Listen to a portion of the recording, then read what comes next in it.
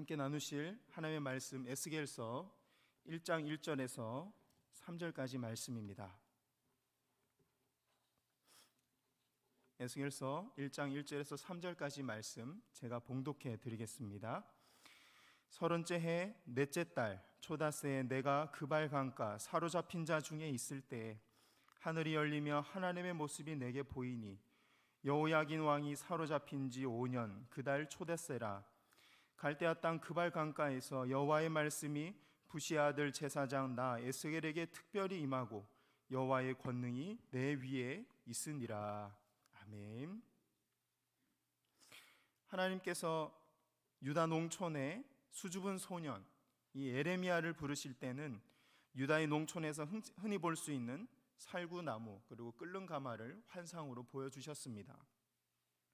그러나 강대한 제국 바벨론 그 땅에서 사역하게 될 에스겔을 부르실 때에는 눈부시고 위험 있는 장엄한 환상을 보여주셨습니다.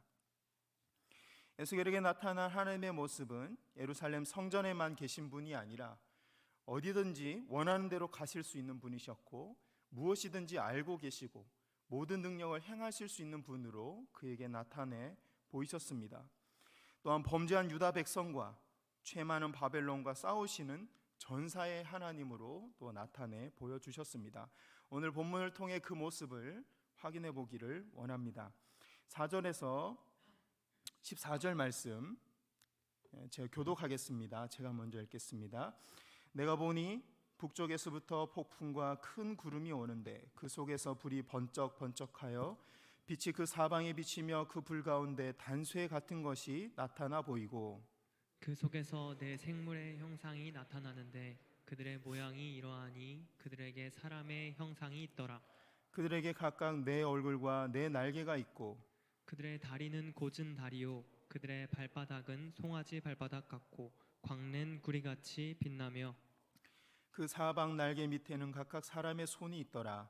그 네 생물의 얼굴과 날개가 이러하니 날개는 다 서로 연하였으며 갈대에는 돌이 기지 아니하고 일제히 앞으로 곧게 행하며 그 얼굴들의 모양은 넷의 앞은 사람의 얼굴이요 넷의 오른쪽은 사자의 얼굴이요 넷의 왼쪽은 소의 얼굴이요 넷의 뒤는 독수리의 얼굴이니 그 얼굴은 그러하며 그 날개는 들어 펴서 각기 둘씩 서로 연하였고 또 둘은 몸을 가렸으며 영이 어떤 쪽으로 가면 그 생물들도 그대로 가되 돌이키지 아니하고 일제히 앞으로 곧게 행하며 또 생물들의 모양은 타는 숯불과 횃불 모양 같은데 그 불이 그 생물 사이에서 오르락 내리락 하며 그 불은 광채가 있고 그 가운데에서는 번개가 나며 함께 봅니다.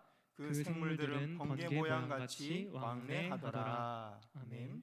첫 번째 환상 모습이 나타나고 있습니다. 에스겔은 이 환상을 보았습니다. 그는 북쪽에서 폭풍과 큰 구름이 몰려오는 것을 봤습니다.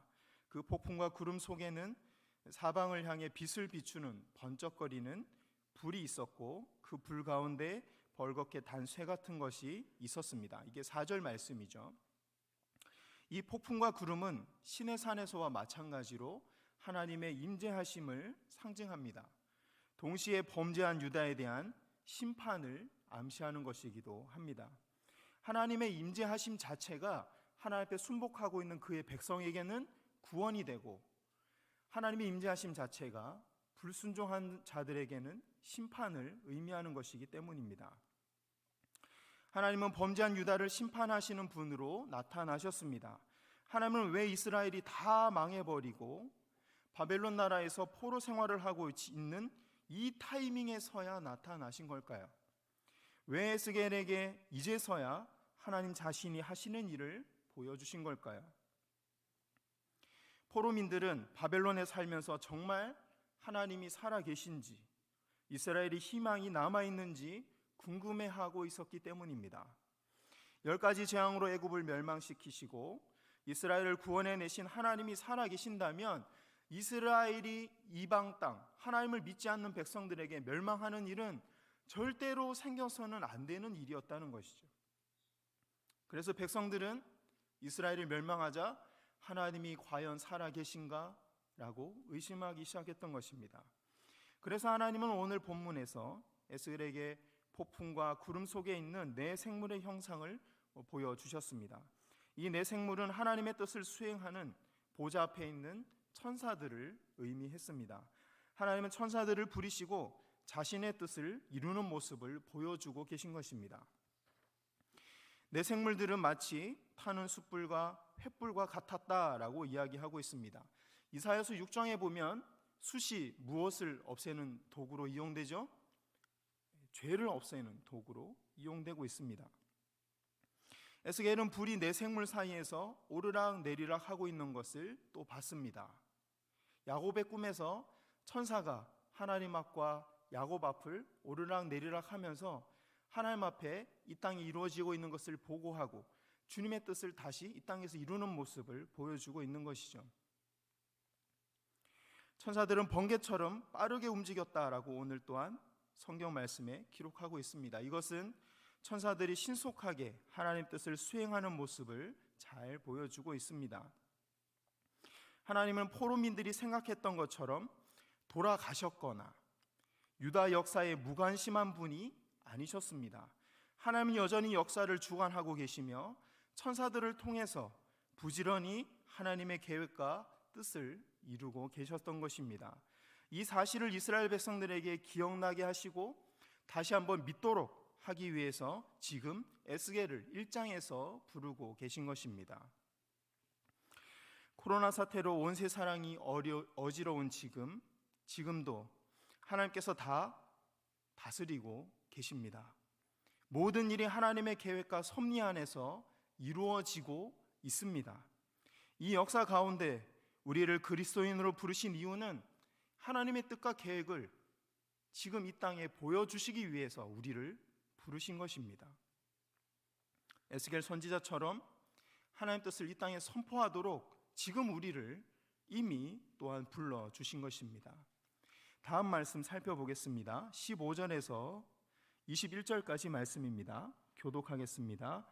내가 그 생물들을 보니 그 생물들 곁에 있는 땅 위에는 바퀴가 있는데 그 내 얼굴을 따라 하나씩 있고 그 바퀴의 모양과 그 구조는 황옥같이 보이는데 그 넷은 모양을 가지고 있으며 그들의 모양과 구조는 바퀴 안에 바퀴가 있는 것 같으며 그들이 갈 때에는 사방으로 향한 대로 돌이키지 아니하고 가며 그 둘레는 높고 무서우며 그 네 둘레로 돌아가면서 눈이 가득하며 그 생물들이 갈 때 바퀴들도 그 곁에서 가고 그 생물들이 땅에서 들릴 때 바퀴들도 들려서 영이 어떤 쪽으로 가면 생물들도 영이 가려 하는 곳으로 가고 바퀴들도 그 곁에서 들리니 이는 생물의 영이 그 바퀴들 가운데에 있음이니라. 함께 봅니다.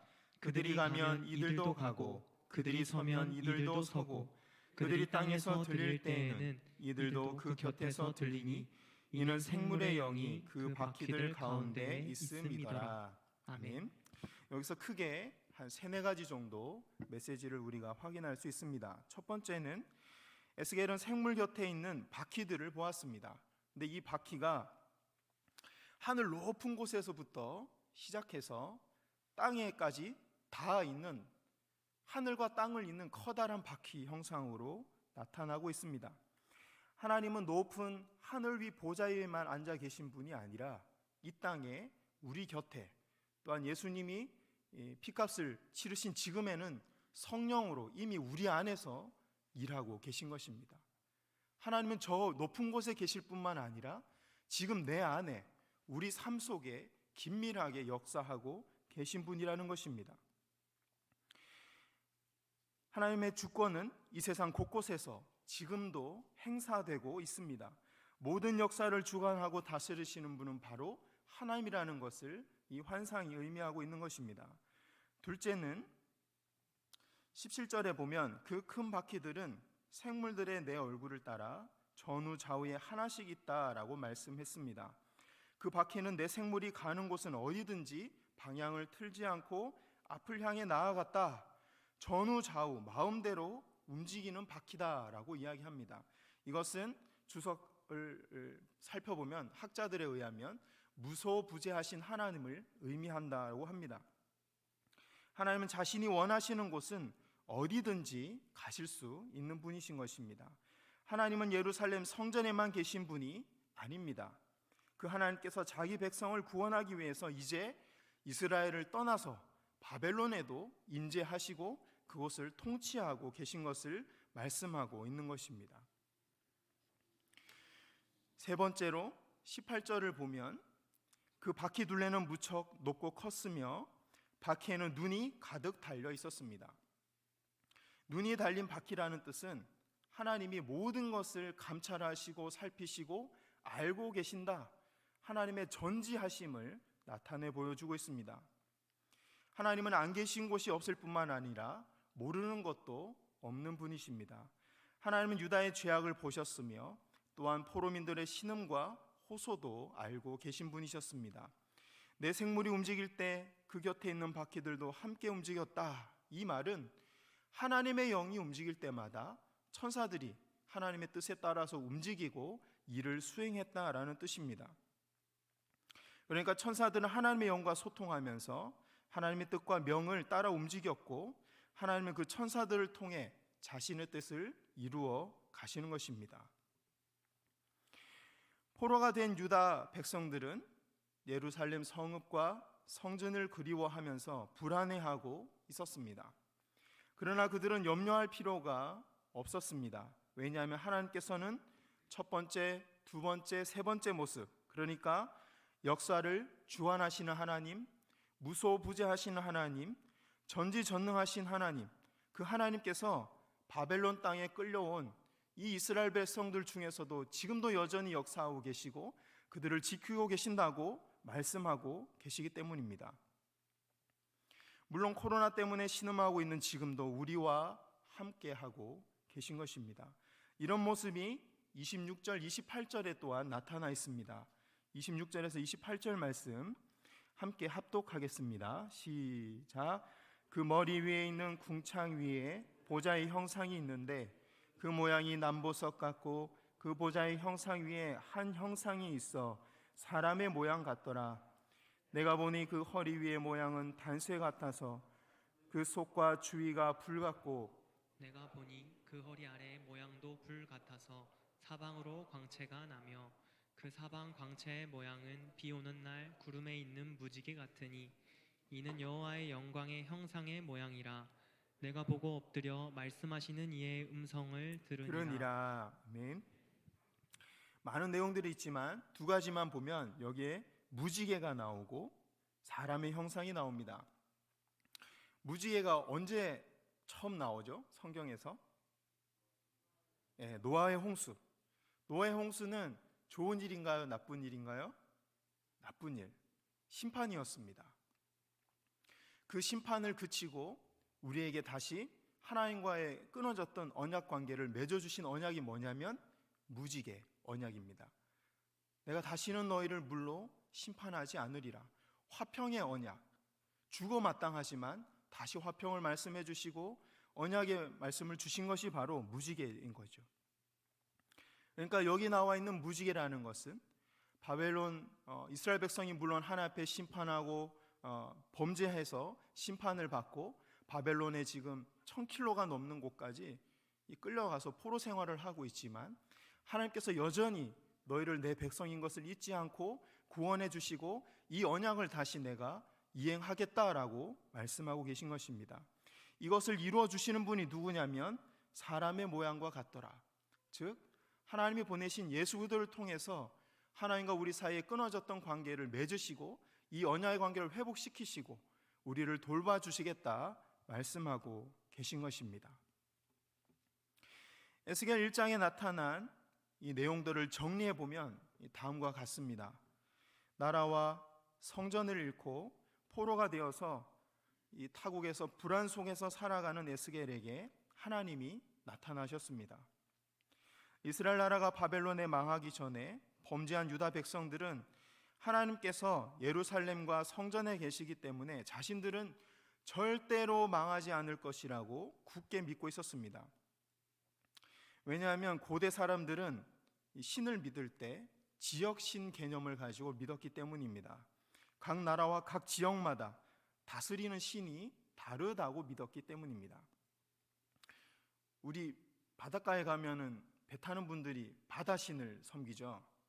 산에 가면 신만이들은 산신령을 섬깁니다. 그게 지역신을 개념인 거죠. 열왕기상 20장 23절 28절 등에 보면 하나님은 산의 신이다라고 불려졌습니다. 평지의 신은 아니라는 평가가 사람들에 의해서 내려지고 있었던 것이죠. 하나님을 산의 신이라고 믿었던 이유는 이스라엘 백성에게 율법을 주실 때 신의 산에서 만나 주셨기 때문입니다. 또 이스라엘 백성이 정복하는 가나안 땅 역시 우리나라 이 태백산맥처럼 산으로 이루어진 곳에 있었기 때문입니다. 또한 실제적으로 이 블레셋은 해변가 평지에 있었고 이스라엘은 산지에 있었는데 역사적으로 보면 대부분 산에서는 이스라엘이 이겼고 평지에서는 블레셋이 이겼습니다. 그래서 이 블레셋 사람들은 평지의 신 아스다로 신을 섬겼고 이스라엘 사람들은 산의 신 여호와를 섬긴다라고 사람들이 믿었던 거죠. 그래서 산에 가면 어느 신이 이긴다고요? 여호와 신이 이긴다고 믿었고 평지에 가면 아스다로 신이 이긴다라고 믿었던 겁니다. 이런 지역신 개념을 지금 바벨론 땅에 잡혀와 있는 이스라엘 사람들은 어떻게 받아들였을까요? 이제는 바벨론의 신을 믿어야 되겠구나. 내가 살아남으려면 이 바벨론의 신을 믿어야, 우상을 믿어야지 내가 살아남을 수 있겠구나라고 받아들이기 시작했던 것입니다. 그래서 실제로 바벨론의 포로로 잡혀간 많은 유대인들은 이방 신을 섬기기 시작했습니다. 살아남기 위해서. 그러나 에스겔에게 보여주신 바퀴 환상을 통해서 보면 하나님은 이스라엘 나라와 예루살렘 성전에만 계신 분이 아니라 모든 곳을 다스리는 분이셨습니다. 그래서 하나님께서 바퀴 환상을 보여주시고 에스겔에게 가르쳐 주시고 이스라엘 백성들에게 제발 나에게 돌아오라고 말씀하고 계신 것입니다. 하나님은 우상 숭배 때문에 징계받고 바벨론에 잡혀가 있는 이스라엘 백성들을 회복시키길 원하고 계신 것입니다. 그래서 하나님은 자신이 원하시는 곳, 즉 사랑하는 하나님의 백성 이스라엘이 있는 곳 바벨론까지 찾아오신 것입니다. 이스라엘 백성들이 생각하기에 하나님이 계셔야 할 곳은 예루살렘 성전이었습니다.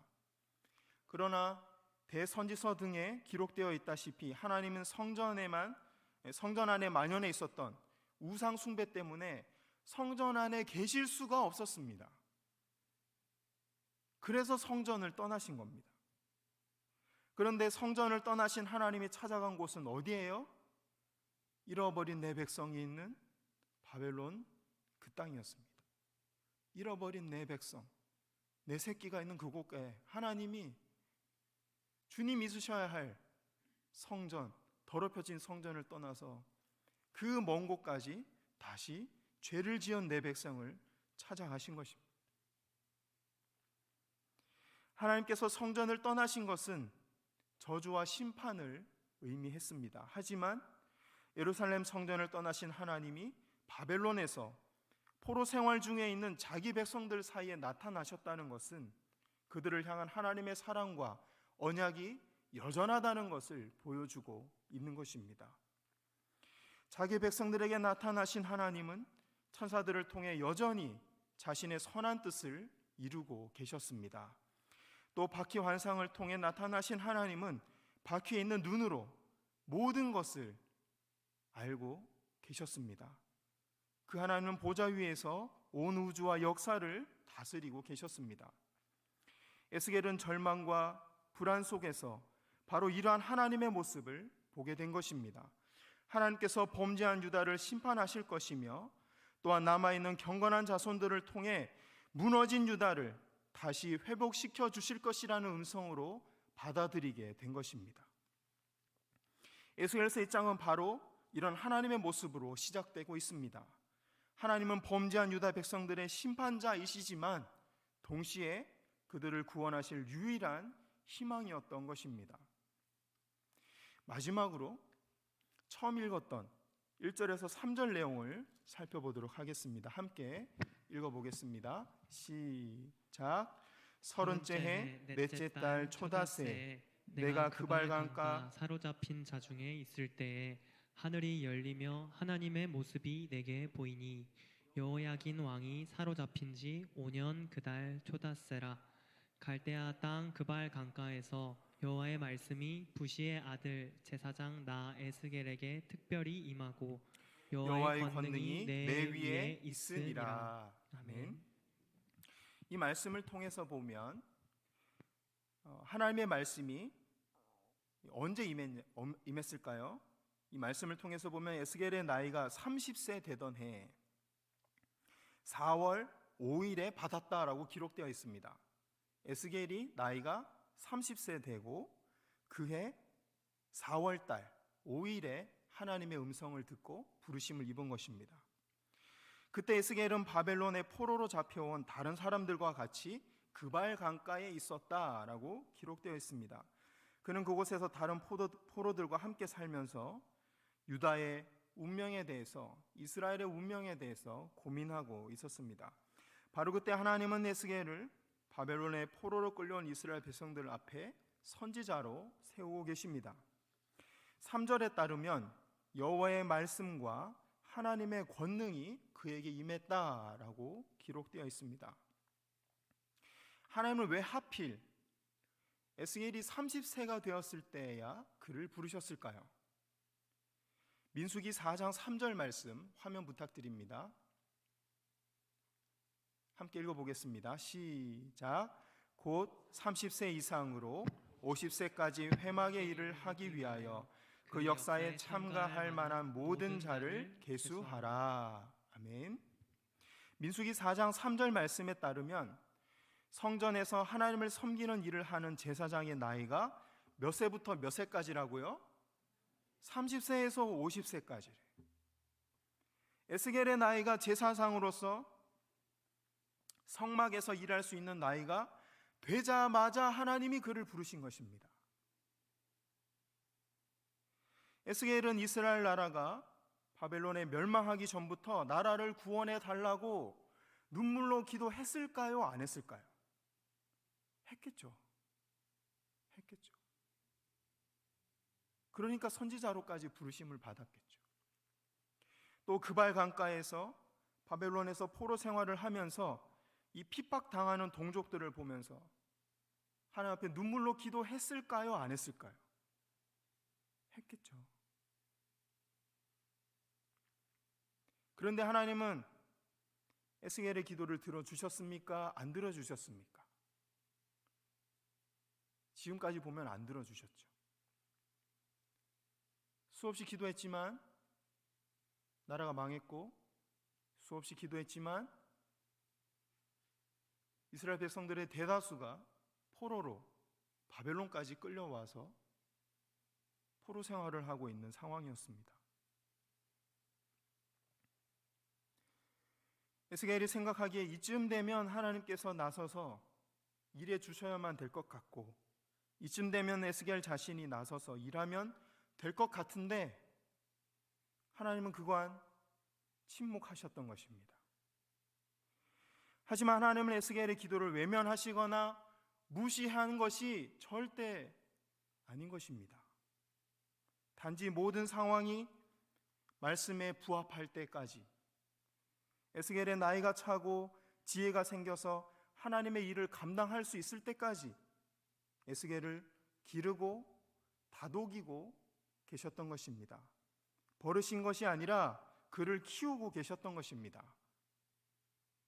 외면하신 것이 아니라 그를 기다리고 계셨던 것입니다.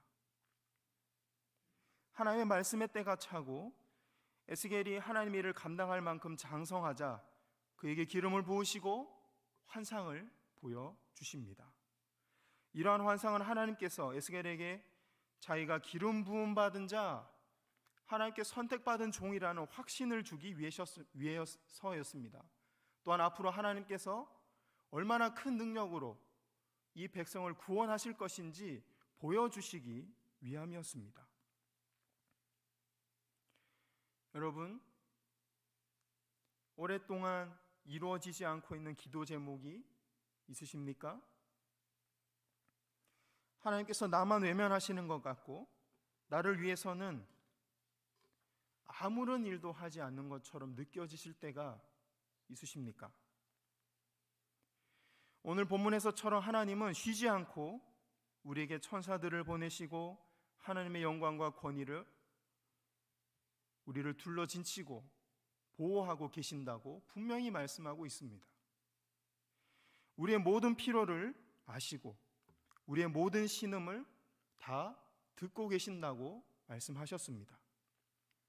하나님은 단지 우리가 그 사역과 그 기도 제목을 감당할 수 있을 만큼 성숙해지기를, 말씀의 때가 차기를 기다리고 계신 것입니다. 모든 역사와 환경을 나를 위해 준비하고 계신 것입니다. 에스겔을 위해 모든 역사를 주관하신 것처럼 지금도 우리 각자에게 맞는 때를 위하여 준비하고 계신 것입니다. 때때로 하나님께서 나의 발음대로 응답해 주지 않는다고 할지라도 그분이 우리를 떠난 것이 아닙니다. 하나님은 우리를 외면하고 계신 것이 아닙니다. 하나님은 우리가 장성한 분량에 이를 때까지 기다리고 계신 것입니다. 우리에게 코로나 바이러스가 닥쳤고 이 일을 해결해 달라고 끝없이 기도하고 있지만 이 사태는 여전히 진행 중에 있습니다. 수많은 한국교회의 예배가 정상화되기까지 아직도 많은 시간이 걸릴 것만 같습니다. 하지만 하나님은 여전히 우리와 함께하고 계십니다. 그분이 일하고 계십니다. 반드시 그분의 선한 계획이 이 땅에 이루어질 것입니다. 우리가 마음을 다해 그분 앞에 기도하고 말씀에 순종한다면 반드시 그분의 선한 뜻이 이루어질 것입니다. 우리 눈에 악한 일처럼 보이고 심판처럼 보이지만 하나님 손에 들려지면 얼마든지 선한 일이 될 수 있고 구원이 될 수 있는 줄 믿으시기 바랍니다.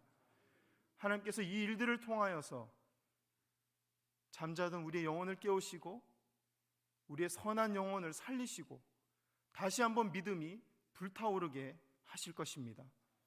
또한 이 땅에 만연해 있던 이단들과 악한 영들의 괴계를 하나님께서 쏟아내시고 이 땅을 거룩하게 만들어 주실 것입니다.